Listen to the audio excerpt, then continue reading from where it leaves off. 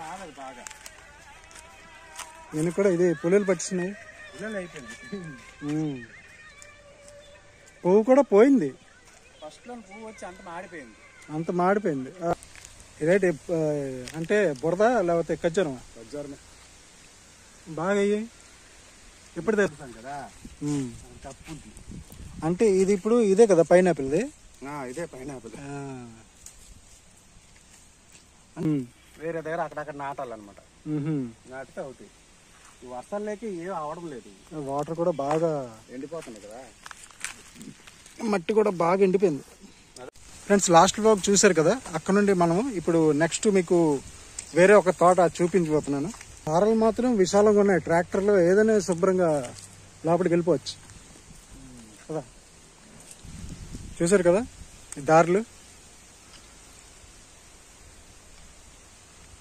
విశాలంగా. ఎవరు లేరు తోటల్లో, మేమే తిరుగుతున్నాం ఇటు అటు. ఏమైనా జంతువులు అట్లాంటివి ఏమైనా ఉంటాయి ఇక్కడ? అంటే నక్కలు ఏటి ఉండవు, అన్ని పొలం సైడే, మన పర సైడే. పెద్ద తోట ఉంటే మన చిన్న చిన్న మేకడ పెట్టగలను. సపోటా చెట్టు ఎక్కడో ఒకటి ఉన్నాయి.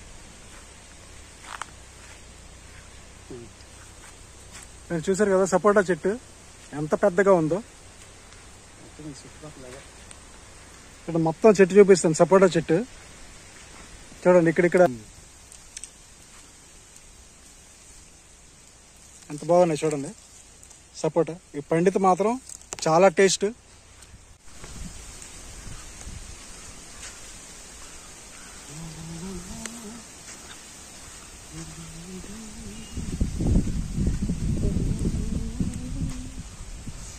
రెత్తి ఇసుక ఇలాంటివన్నీ సిటీలో ఎక్కడ దొరుకుతాయి చెప్పాలికి? సిటీలోనే ఎంతసేపు రోడ్డు, బస్సులు, పొల్యూషన్. ఇక్కడ అసలు పొల్యూషన్ లేదు, ఫ్రీ ఆక్సిజన్, మంచి ఎయిర్. అందుకంటే పేషెంట్లు వచ్చినా ఇక్కడ బాగా అయిపోతారు. ఇక్కడ వాతావరణం, చెట్లు గిట్లు అన్ని, ఇల్లు తక్కువ, చెట్లు తోటలు ఎక్కువ. దీన్ని బట్టే మనకి ఇది అందుతుంది ఆక్సిజన్, మరి ఆరోగ్యంగా ఉంటాం. అప్పుడు వర్షాలు ఇవన్నీ బాగా పడేవి ఒకప్పుడు. ఇప్పుడు పంటలు అంత వేస్ట్ అయిపోయి మనుషులు కూడా పేషెంట్లు, జబ్బులు లేనిపోయి. అప్పుడులోనా ఆ రోజుల్లోనా అసలు ఇదే ఉండకపోయేది. ఇప్పుడు ఈ మొబైల్ సినిమాలు ఇవన్నీ ఎక్కువైపోయి అదో రకం. ఇది గులాబ్ జామ్ చెట్టు. గులాబ్ జామ్ అంటే అలా నేరేడు పళ్ళ లాగా ఉంటుంది. చూపిస్తా చెట్లు తిన్నా చూసా. इतना मीठा रहेगा वो खाएगा तो। लेके जा सकते घर? उसमें क्या ఇంతే అవుతుందా మళ్ళీ పెద్దది అవుతుందా? పెద్ద అవుతాయి ఇవన్నీ పళ్ళే. తుడిసే ఉంచున్నారు పళ్ళే పడండి ఏదంటారు కదా.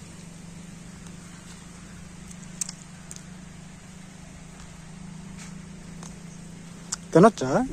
మంచిగా ఉంటాయి, తీపి ఉంటాయి.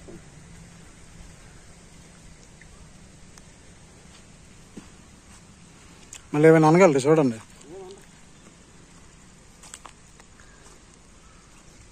ఆకులు కూడా వెరైటీగా ఉన్నాయి దీనివి. చెట్లలో తీస్తే బాగుంటాయి. గులాబ్ జామ్ చెట్టా? దీన్ని గులాబ్ జామ్ అంటారు. దీని పిక్కలు కూడా ఎక్కడ పడేసినా అయిపోతాయి. దీంట్లో ఉంటాయి పిక్కలు తీసామనుక. Okay okay. ఈ ఆవులు కావాలి, ఇల్లు కొబ్బరి చెట్లు ఆవులు కావాలి తినేస్తున్నాయి. ఆవులు కూరికేస్తే ఆ కొబ్బరి చెట్లు కూడా అవ్వవు. ఒకసారి మూతి పెట్టాయి అనుకో అవి ఇదే అయిపోతాయి. కురుకులతో కరెక్ట్గా మరి తయారవ్వు. అది గులాబ్ జామ్ చెట్టు. గులాబ్ జామ్ చెట్టు ఇంకా పెద్ద అవుతుంది మేరకాయలు. అంటే ఇవన్నీ భూమి మీదే వేసుకోవాలా జాగ్రత్త. ఇంటి దగ్గర ఇలా పెక్కలే తీసుకెళ్ళి పెట్టుకొని. ఇప్పుడు దీని మీద ఇంకా రకరకాలుగా ఉండేవి చెట్లు. ఇప్పుడు ఆ పళ్ళు పొలాల చెట్లు లేవు. రాంపాలెం చెట్లు.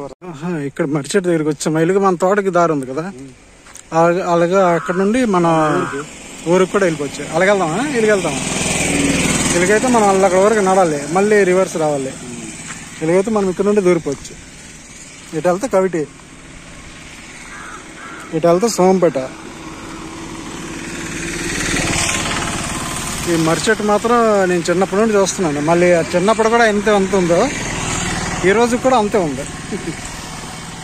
పెరగదు, తరగదు. మన దసరా టైంలో పెద్దమ్మ వారికి సొట్టం వారికి వెలిగే కదా తీసుకెళ్తారు ఈ గోరిజి నుండి. ఇది తిన్నగా వెళ్ళిపోతే మన తోట, వెళ్ళిపోతే మన ఊరికి. ఇదొకటి తోట. ఇది నాకే తెలియదు. పైకన్నీ పెద్ద పెద్ద తోటలే కదా. ఇప్పుడు చిన్నప్పుడు అక్కడ బ్యాక్ సైడ్ ఏమేమి చెట్లు ఉండేవి మనకి? అప్పుడు ఉండేవి ఉసురుకు చెట్లు, మంచి జామ చెట్లు కూడా ఉండేవి. మళ్ళా రాంపాలెం పళ్ళు అయ్యేవి, ఆ చెట్లు కూడా ఉండేవి. మళ్ళా ఎన్నో రకరకాల గంగరేంకాయలు, ఎన్నో రకరకాల పళ్ళు చెట్లు ఉండేవి. ఇప్పుడు ఏంటంటే మరి అవన్నీ లేవు. ఎందుకంటే ఇప్పుడు వర్షాలు లేకపోయి ఆ చెట్లన్నీ ముసలైపోయి కొన్ని తీసేసి మరి వేరే మొక్కలు ఉడకపోయి ఆ చెట్లన్నీ అలాగ వేస్ట్ అయిపోయాయి. కాబట్టి మరి ఇప్పుడు అలాంటి వేటి లేవు. ఏదో 100కి 4 అక్కడక్కడ ఉన్నాయి. ఏదో 1-2 చెట్లు ఉన్నాయి అక్కడక్కడ అంతే. మరి అంటే మరి మనకు తెలిసిన వరకు అంతవరకే.